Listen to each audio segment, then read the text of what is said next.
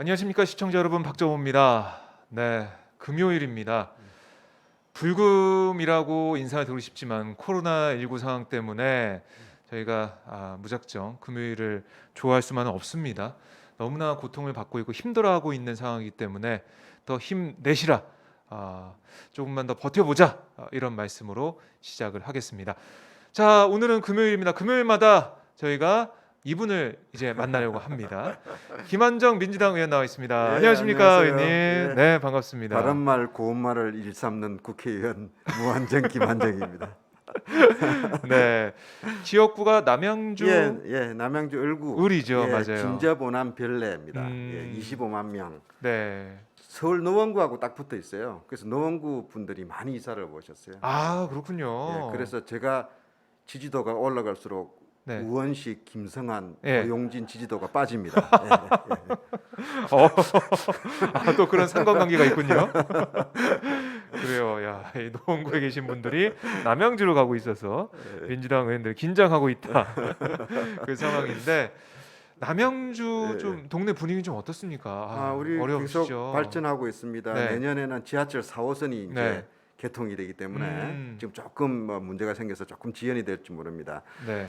그러면은 우리 저 별내에서는 서울에서 한 정거장, 어. 오남은 서울에서 두 정거장, 예. 진접은 서울에서 지하철 4호선으로 세 정거장이 됩니다. 아. 진접에서 서울역까지 한 50분? 네. 그래서 이제 서울 출퇴근이 그동안 좀 불편했는데 네. 이제 지하철 시대가 열리죠. 많이 기다리고 계시겠네요. 그다음에 또 한 2년 뒤에는 8호선 별내 신도시에서 잠실까지 30분대로 바로 갈 수 있는 그래요? 지하철도 예. 또 생깁니다. 네. 그게 되면 숨 돌릴 겨를도 없이 또 네. GTX B 노선이 이제 또 이제 개통이 될 조금 시간 걸리겠지만 네. 그러면 뭐 GTX는 달리는 고속 지하철 안에요. 그렇습니다. 지하에서. 네. 철도 교통이 많이 좋아지기 때문에 남양주 이제 곧 왕숙 신도시가 들어오면 100만이 되거든요. 네. 100만 도시로서 많이 발전할 것 같아요. 교통 문제를 그런데 교통 문제는 잘 챙겨나가야 예, 잘 챙겨주고 있다라는 예, 생각이 예. 드는데요. 예.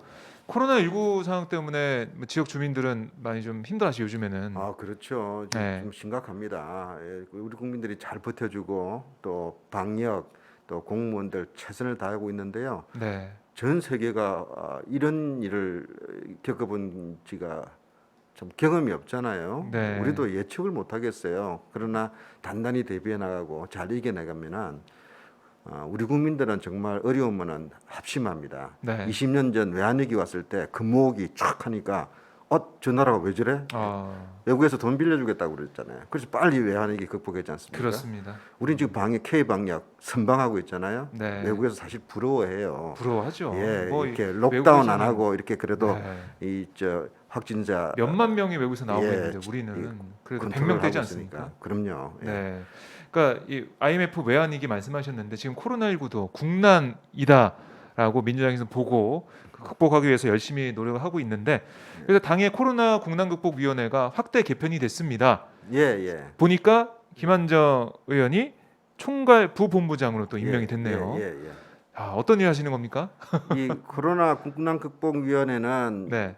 이낙연 대표의 승부수입니다. 7개월 앞으로 나는 임기 속에서 네. 국난 극복의 지도자로서 지도력을 발휘하면은 좋겠지만 이게 잘 안 되면은 상당히 또 어려움에 처할 수도 있습니다. 그래서 제가 능력이 좀 부족한 사람인데 맡아보라고 해서 시작은 했는데요. 예. 원래 부자가 달린 직함은요, 네. 북한에서는 실세인데 우리로서는 조금 그렇습니다. 근데 이낙연 대표께서 실무 책임지고 한번 해보라고 하셔서 은근 부담됩니다. 이 지금 국난극복위원회 위원장이 상임위원장이 이낙연 대표입니다. 네. 총괄 본부장은 정책위 의장을 하고 있는 한정혜. 한정혜 의원이시고 이름 석자 중에 두 자가 저하고 같습니다.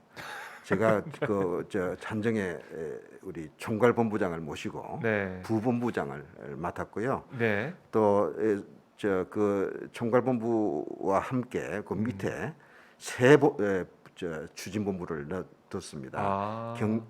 우선 방역이 우선이기 때문에 방역 추진, 그다음에 민생 돌보기 본부, 그다음에 사회 분야 네, 사회 분야 그래서 지금 방역은 정부가 우선 중대본 중심으로 노력을 하고 노력하고 있죠. 있는데 당 네. 차원에서는 이게 전시 참모본부가 돼야 되지 않겠나 그런 예. 심정으로 하고 있습니다.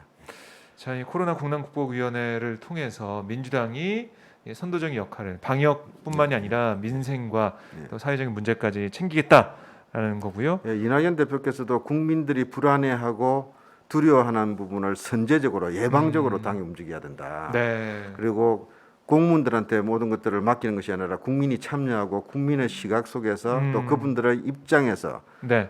이 문제들을 당이 풀어나가도록 해달라는 주문도 있었어요. 네.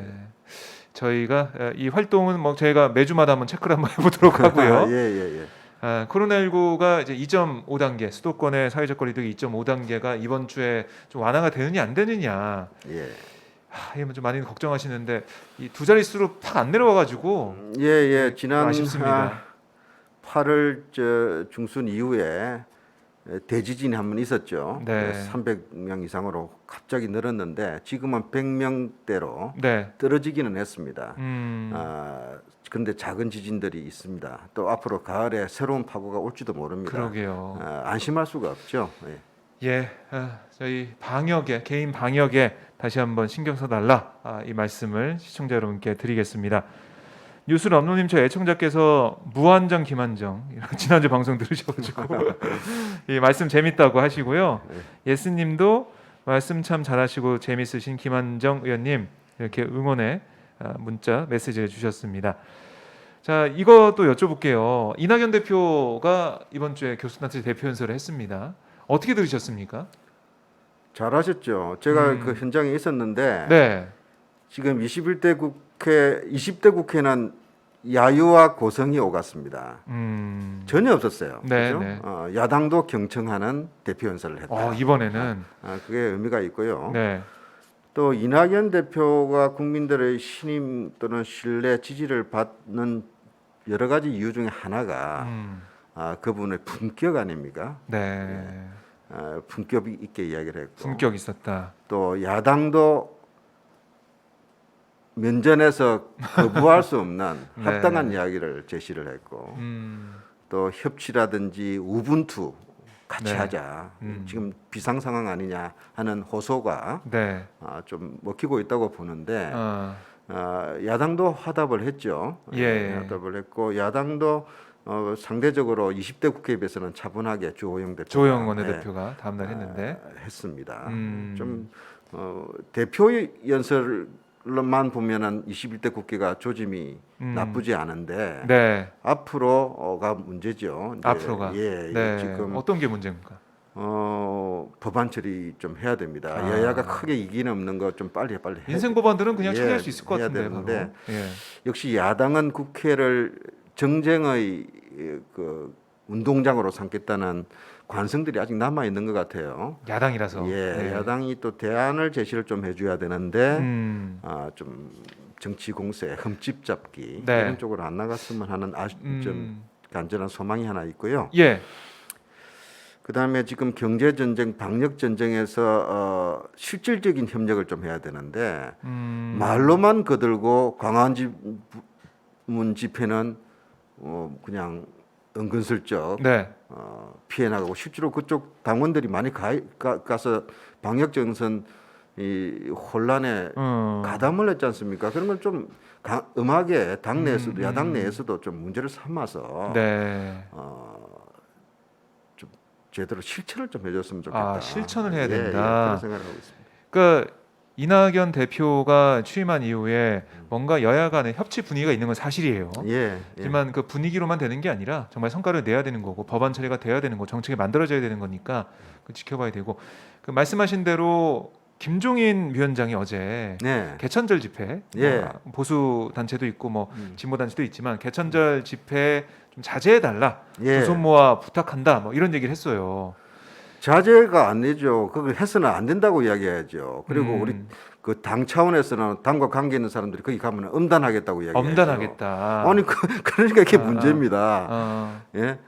또 뭐 3.1 운동 이야기도 꺼내고 그렇습니다. 아니 개천절 집회가 어떻게 개천절 날 당군 할아버지한테 만세 부르는 게 아니라 저 문재인 탄핵하라 뭐 또 하는 정치 집회를 하면서 방역 교란까지 하겠다는 집회를 무슨 3.1 운동이라고 하면은 그 저 3.1 운동이면 그분도 거기 동참을 해야죠. 정말 3.1 이런 운동에 이중 생각하면 플레이하면 안 됩니다. 이중 플레이다. 예, 예. 그러니까 아까 언급하신 대로 제가 생각할 때도 8.15 집회 때 있었던 그런 일들에 대해서 확실하게 정리를 하고 나서 개천절 집회 얘기를 하든가 해야 되는데 거기에 대해서는 이런 방법 얘기가 없어요. 얘기가 없고 거기서 아직까지 검사 안 받고 있는 사람이 있다면 검사 받아달라 이런 얘기도 할 법한데 네, 그런 네, 얘기도 네. 없이 개천절로 넘어갔단 말이죠. 이건 좀 저는 문제가 있다고 봅니다. 저도 방역 당국으로부터 이렇게 보고를 받고 있는데 네. 사랑제일교회, 정광훈 교회 관련자들이 대부분은 이제 좀 저 검사 검역 협조는 하고 있는데 네. 아직도 상당수가 회피하거나 또 협조를 하지 않고 있어요. 아하. 또 이 아직까지. 사람들하고 또 저 민경욱 등 뭐 또 부정선거 4월 총선이 부정선거다 뭐 비상 대책회의인가 만들어 가지고 또 시끄럽게 하겠다는 거 아닙니까? 네. 정부 차원에서 이건 허용해서는 안 됩니다. 총리께서도 국민들한테 이야기했고 좀 단단히 나서서 네. 전쟁입니다. 방역은 구멍이 나면 댐이 무너집니다. 그래서 이거를 무슨 정치적 자유 표현을 억압한다 이거 말이 안 되는 소리죠. 네. 정광훈 구속이 됐기 때문에 제가 구속된다고 지난주에 그랬죠. 예, 말씀하셨습니다. 동력도 떨어질 겁니다. 또 야당도 이제 잘못 이렇게 어중간하게 발 담갔다가는 국민들로부터 진탈을 받을 거라는 이제 네. 생각을 하고 있는 것 같아요. 아하. 그러나 우리는 저 사람들하고 다르다는 소리 할 게 아니라 저렇게 가서는 안 된다는 이야기를 해야 됩니다. 안 된다. 예, 그렇지 네. 않습니까? 않습니까? 은근히 장애 집회 소란 뜨는 거 이용하고 활용하고 그걸 가지고 정부 압박하겠다는 식으로 하면 안 되죠. 예. 그래서 국민들도 저는 문제는 싸늘해졌다고 봅니다. 그러니까 김종인 위원장이 어쨌든 얘기를 했는데 그걸 보면 다시 한번 뒤집어 보면 거기 집회 나오는 사람들 3.1 운동까지 언급을 하면서 같은 우리 편이다 뭐 이거를 은연중에 보여준 게 아닌가 하는 생각도 들더라고요. 우리 편 같은 편이지만 이번엔 좀 밀어주세요. 제가 두 손 모아 부탁드립니다. 이렇게 얘기가 좀 느껴져가지고 그렇다면 광복절 집회에서는 왜 아무런 얘기 안 하고 있는 건지 이런 의문을 들 수밖에 없는 상황이고요. 예. 자, 이 얘기 요즘 계속 매일마다 언론에 보도되고 있는 얘기입니다. 이른바 추미애 법무장관의 아들 의혹에 대한 야당의 총공세. 주호영 원내대표는 어제 뭐 이 문재인 대통령이 결단해야 된다 이런 얘기까지 했는데요. 우선은 이거 먼저 여쭤보겠습니다. 야당에서는 왜 이 문제를 계속 물고 늘어진다고 보십니까? 추미애 미우니까요. 눈에 가시죠. 그래서 뭐 이걸 최대한 네. 확대해서 정치공사하겠다. 국정감사가 10월달 초부터 시작하는데요. 네. 추미애 국감으로 만들겠다는 거 아닙니까? 또 그래서 부담입니다. 이게 지금 우리 민주당 입장에서도 실질적 진실이 지금 엇갈리고 있습니다. 네. 저도 잘 모르겠어요. 결국 이 핵심은 특혜가 있었냐, 특혜 있었냐, 외압이 없었냐. 있었냐. 네. 여기에 지금 엇갈리는데 또 추미애 장관의 해명 설명이 좀 미진한 부분이 있어요. 국민들한테 이게 별 문제가 안 되는데 왜 이렇게 됐지가 아니에요 지금. 그거를 우리가 별 문제 아닌 것을 야당이 문제 삼고 있다고 하면은 국민들이 납득하겠습니까? 지금 저는 이런 부분에 있어서는 조금 더 신중해야 된다. 또 엄중하게 봐야 된다. 네. 억울하고 뭐 답답하다고 야당의 정치 공세로 치부한다면은 도리어 불리해집니다. 저는 그렇게 생각합니다. 전략적으로 봤을 때 예. 그런 판단하신 거죠? 예, 전체 흐름도 좀 조짐이 안 좋습니다. 조짐이 안 제가 좋다. 볼 때는 왜냐하면요, 이 공정함에 대한 기준이 달라졌어요. 이제 훨씬 더 엄격해졌습니다. 네. 입시나 취업 문제 또 병력 이런 문제는 우리 민심을 건드리는 3대 영린입니다. 예. 그래서 특히 이 아들 병력 문제로 이렇게 부각이 됐기 때문에 네. 더 곤혹스러운 거고요. CCBB 가린다는 것 자체가 막 묻혀버립니다. CCBB를 가린다는 것이 묻혀버릴 정도로 그런 어려움이 처해 있어요. 대통령께도 부담이고 네. 또 민주당 입장에서도 좀 답답합니다. 답답하다. 예, 우리가 지금 방역 전쟁, 민생 보호를 위한 경제 전쟁, 네. 총력 집중을 해야 되는데 전선이 막 흩어져서 후방 교란이 일어나 버렸어요. 이래가지고 제대로 전쟁하겠습니까? 예. 그래서 이 문제를 조기 수습은 해야 되겠는데 네. 조기 수습될 성질은 아닌 것 같아요. 실체적 진실 부분들이 지금 조금 모호해졌고 네, 네. 또 언론이 또 과도하게 지금 과도한 표현을 쓰면 또 안 되겠지만 이 문제를 부각시키고 있는 속에서는 피해 나간다고 해결될 것인가 또 검찰한테 맡긴다고 해결될 것인가 저는 좋다 야당이 하자는 대로 다 해보자 해야 될 상황까지 몰릴까 같은 느낌이 들어요. 몰릴까봐. 예. 그럴 때는 소리 선제적으로 대응을 해나가는 게 저는 맞다고 생각하는데 제가 저는 일개 국회의원으로서 말 잘못하면 또 무더기로 쟤 왜 저래 그럴 수도 있으니까 다만 좀 냉정하게 상황을 냉정하게 봐야 된다. 시점이다. 그런 시점이다. 예. 그러니까 이런 것들이 계속해서 야당의 공세가 이어지고 언론의 보도가 이어지고 하면서 방역에 대한 대응 그런 전쟁 상황이 오히려 교란될까봐 이런 우려가 있다는 말씀이신 거고 그리고 추미애 국감으로 가면서 모든 이슈가 다 빨려 들어가는 상황, 그러니까 뭐 여러 가지 상황들 우려하고 계신 것 같은데요. 그러니까 김태년 원내대표 어제 그런 얘기 하더라고요. 무차별적인 의혹 제기가 있는데 검찰에서 빨리 수사 결과를 내놔서 정리를 해야 된다. 이런 얘기, 이런 취지의 말도 하던데요. 이건 좀 어떻게 보세요? 검찰이 빨리 결과 내놔야 된다 이런 얘기. 지금 이 문제는 사실 추미애 장관 인사청문회 때 이미 제기된 문제거든요. 네. 그대로 수사를 했어요. 조사를 했습니다. 네. 근데 사실관계에서 좀 정리된 부분도 있고 또 새로 나온 부분도 있는데 예. 이게 지금 8개월 좀 넘어서 지금 다시 부각된 거 아닙니까? 다시 부각됐죠. 예, 그거는 야당의 정치 공세죠. 네. 의혹 제기였는데 네. 단순한 의혹 제기가 아니라 제보자가 있다 하면서 문제가 더 언론의 국민의 관심을 네네. 모으게 됐어요. 근데 그 제보자 신원도 조금 수상하기는 해요. 네. 지금 당시 그 부대 관련 최고 지휘관이 지금 국민의힘당 신원식 의원과 뭐 국회의원이 돼 친분이 있다. 있고 예. 지금 보좌관이라는 사람이 당시 참모장이고 네. 또 무슨 고발에 제보자라는 사람들을 그분들이 발굴 내지는 해서 증폭을 시켜가지고 조금 냄새는 좀 안 좋습니다. 네, 그렇지만 그걸 포함해서 이게 진위 여부들을 가려내야지요. 가려내려면은 공정한 조사를 하지 않으면은 뭐 또 되겠습니까? 또 네. 뭐 검찰 수사 봐주기 수사다고 덮어주기 수사다고 또 막 몰아칠 건데. 검찰 수사 결과 나와도 야당에서 그럴 그런 거다. 어려움이었어요. 그래서 법무장관이 나는 보고 안 받겠다. 네, 그렇게 얘기했죠. 수사 좀 빨리 해라. 네. 했는데 왜 이 작동이 안 되는지도 잘 모르겠어요. 네, 그러니까 이게 저는 뭐 작년 조국 전 장관 사태 때부터 쭉 보여지는 거지만 야당과 그 언론이 마치 뭐 한 팀이 된 것처럼 한 목소리를 내면서 무차별적 의혹 제기만 합니다.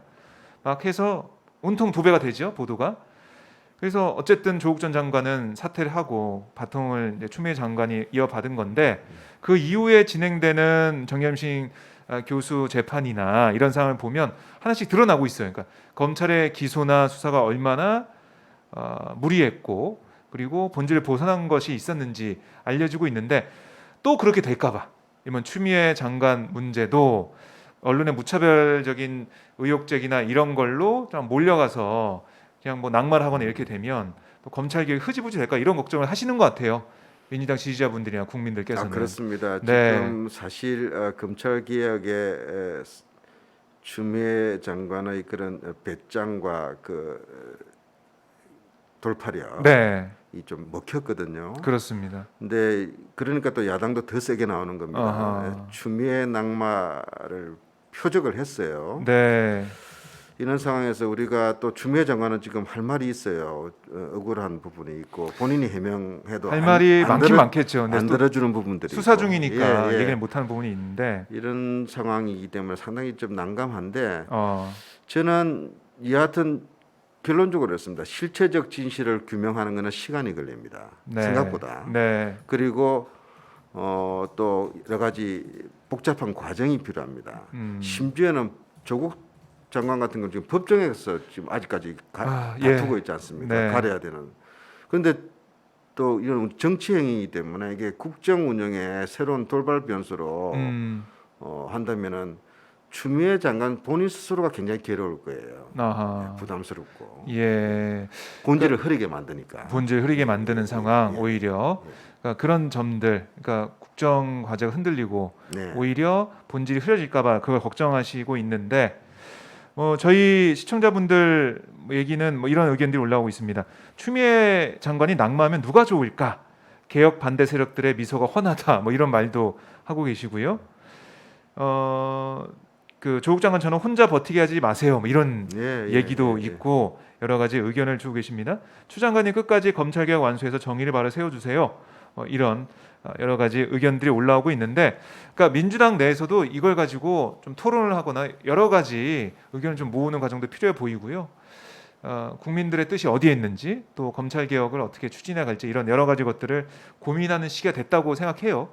그래서 아무래도 국감을 또 앞두고 있으니까 또 대정부질문도 다음 주에 예정돼 있죠.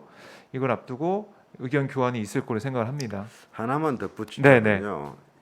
실체적 진실과 법 위반 여부를 떠난 국민 정서나 감정이라는 것도 있습니다. 네. 이게 법 논리하고 좀 다른 부분들이 있어요. 괴리가 있는 부분도 있습니다. 예.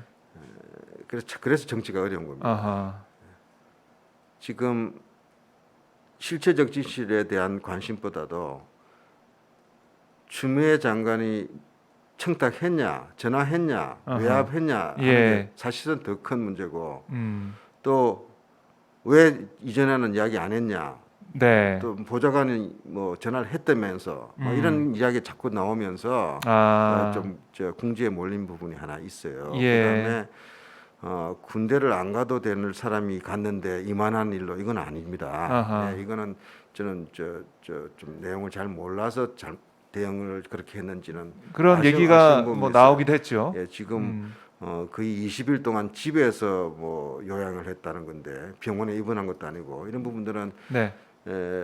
군대를 갔다 온 사람들이나 아니면 지금 20대들한테는 한마디로 뻗치게 하는 부분이 있어요. 그래서 저는 진짜 조심해야 된다 생각합니다. 네. 그러니까, 역차별이라는 소리가 나올 정도까지 권력, 지위에 있는 사람들은 손해볼 각오를 해야 됩니다. 네. 똑같이 다른 사람 규정대로 우리도 그것도 안 통하는 세상이 됐어요. 그런 부분들이 저는 아쉽다는 겁니다. 네. 알겠습니다. 추미애 장관 문제는 계속해서 아마 진행이 될 것 같은데요. 그 상황을 좀 보면서 더 여쭤보도록 하고요. 자, 어쨌든 민주당 지지자분들 얘기를 좀 들어보거나 그러면 추미애 장관이 낙마하게 되면 검찰 개혁이 흔들릴까봐 이런 우려도 있는 것 같고요. 그래서 민주당의 대응을 계속 지켜보는 것 같습니다. 그 좀 아직 성급한 전제고요. 네네. 좀 예단은 안 해주셨으면 좋겠는데. 네. 그러나 이걸 그냥 허위 폭로다 또 야당의 정치 공세다 뭐가 잘못되느냐 이렇게 대처하면 안 된다는 정도로. 네, 알겠습니다. 예. 자, 남북 관계가 여전히 좀 교착 상태입니다. 어제 트럼프 트럼프의 트윗을 보니까 김정은 위원장 건강하다 이런 내용의 트윗을 올려서 왜 갑자기 올렸지라는 여러 해석이 분분하던데요. 남북 관계 문제는 트럼프 대통령의 그 선거 결과를 보고 나서 그때부터 진행이 되는 건가요? 그때까지는 계속 이런 걸 가야 되나요? 미국 대선이 11월 초 아닙니까? 그 또 직후까지도 북도 안 움직일 겁니다. 지금 교착 국면은 미국 선거 이후에 또 탐색전을 통해서 재개가 될 건데 북한 입장에서는 북미 간의 지금 협상 속에서 유리한 국면을 조성하지 않게 하기 전에는 안 나서겠다는 거 아닙니까? 네. 두 번째로는 내부 사정이 있어요. 지금 경제 어렵습니다. 코로나 덮쳤습니다. 네. 수해까지 입었어요. 태풍까지 입었어요. 그래서 지금 내부 단속, 또 복구, 그다음에 비상경제 체제, 김정은이 지금 그걸 북미 회담을 통해서 해결할 수가 없습니다. 그래서 지금 북미 회담을 포함한 또 북미 회담하고 남북 관계는 또 같이 가는 면이 있으니까 예. 지금 저는 가시적인 변화는 당장 어렵다. 아, 다만 하나 또 우리가 지켜봐야 되는 것은 지난 6월달 뭐 개성공단에서 난리를 치고 이렇게 했는데도 불구하고 네. 지금 우리가 안보에 심각한 위협을 느낄 만큼 그런 긴장 상태가 고조되고 있지 않지 않습니까? 그러게요. 그때만 해도 뭔가 큰일 날 북도 것 같은데. 미국을 전략 도발하고 있지는 않습니다. 아주 선을 딱 지키고 있죠. 네. 다시 말해서 판을 완전히 깨지는 않겠다라는 자세를 갖고 있는 것은 우리한테는 좀 다행입니다. 지금 우리도 방역 전쟁, 경제 전쟁을 해야 되는데 안보까지 문제가 되면은 우리 정부도 머리 아프죠. 우리 네. 국익에 도움이 안 됩니다. 다만 언제까지나 북미 진전에 우리가 목을 매달고 있어야 되느냐 이건 아닙니다. 그래서 이인영 장관이 저는 상당히 그 분투를 하고 있다고 보는데요. 네. 남북 관계는 남북 관계대로 해 나가야 됩니다. 남북 관계가 또 좀 앞으로 나가면은 북미 관계를 추동하는 효과도 있습니다. 우리가 지금 북미 관계에 손만 놓고 지키만 본다면은 우리 국익은 어디 가고 우리의 존재는 어디로 갑니까? 그래서 북도 자신들의 이 원하는 것이 북미 자기 말대로 북미 적대 해소, 그 다음에 체제 안전 보장, 네. 그 다음에 경제 개선이라면은 과거 방식대로 남을 의도적으로 무시하면서 그걸 지렛대로 삼아서 북미 협상을 어떻게 해보겠다. 네. 이거 잘 안 통합니다. 아, 그런 부분에서 또 전략 수정해야 된다. 호응해야 된다. 우리가 선의 손을 내밀 때는 북도 잡을 줄 아는 그 지도력을 김정은 국무위원장이 발휘를 해줬으면 하는 심정인데 북 내부 사정이 지금 남쪽을 쳐다볼 겨를이 없는 상황인 것도 분명하기 때문에 조금 더 인내를 가지고 네. 더 지켜봐야 될 것 같습니다. 그러니까 우리가 여러 가지 것들을 계획을 가지고 뭐 개별 관광이라든가 아니면은 물물 교환 이런 게 여러 가지 걸 진행하려고 해도 첫 번째로는 뭐 유엔 제재 문제 얘기가 있고요. 또 두 번째로는 북한에 어차피 생각이 있어야 되는 거죠. 그걸 받아들일 생각이. 저기 이렇게 공식 정부 대 정부 네. 차원에서 협의가 어려울 때는 원래 물밑 협상을 하거든요. 남북 관계도 베이징에서 만나고 네. 싱가포르에서 만납니다. 근데 그것도 지금 단절돼 있는 단절돼 상태고 있죠. 북은 북대로 코로나 유입에 대한 공포감 때문에 굉장한 지금 대외 활동을 뭐 거의 소극적인 안 하는 자세로 거죠. 갈 수밖에 없고 그러니까 네. 밑에 소위 대화 일꾼들 일들이 못 움직여요 지금은. 그래서 못 움직이는 상황 속에서 우리가 무리한 요구 좀 앞으로 좀 푸시를 해도 네. 지금 당장은 성과가 확실치 않는 상황이기 때문에 우리도 좀 아쉽지만 이 속도 조절, 보폭 조절 해나가야 될 시점이다. 네. 제일 중요한 것은 역시 안보 관리고 안정 남북 관계가 안정되는 거. 새로운 주바 도발이나 또 안보 긴장을 통한 변수를 없애나가는 것. 그리고 시기가 땡기면 땡기면서 좋지만 그런 이후에 터닝 포인트를 미리 좀 준비해 나가는. 네. 그래서 지금 최종근 외무차관이 지금 미국을 갔습니다. 스티브 비건 만날 겁니다. 네. 그래서 또 사전 조율도 해 나가고 또 북미 협상의 재개를 네. 위한 오늘은 트럼프 대통령이 재선되는 것도 대비해야 되고 바이든이 되는 것도 대비해야 됩니다. 양다리 외교에서는 양다리가 나쁘지 않습니다. 그걸 무슨 준비를 다 해야 되는 거죠. 우리 국익을 극대화할 수 있다면은 네. 다 대비해 나가야 됩니다. 그런 면에서 지금 정부 차원에서는 현 정부인 트럼프 정부의 스티브 비건하고 지금 다시 대화를 시작을 했잖아요. 네. 지금 잘한 일이다 저는 생각을 하고 있고요. 바이든 쪽에도 또 우리 외교들 영역을 확장해야 됩니다. 네.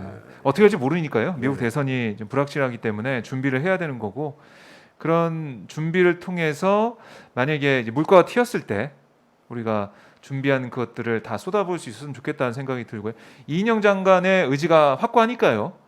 뭐 계속해서 발언을 보면은 우리 남과 북이 함께 할 수 있는 것들은 해 나가겠다는 그런 의지가 있으니까 남북 관계는 예. 의지 없어도 안 되고 의지만 가지고도 안 됩니다. 그래서 네.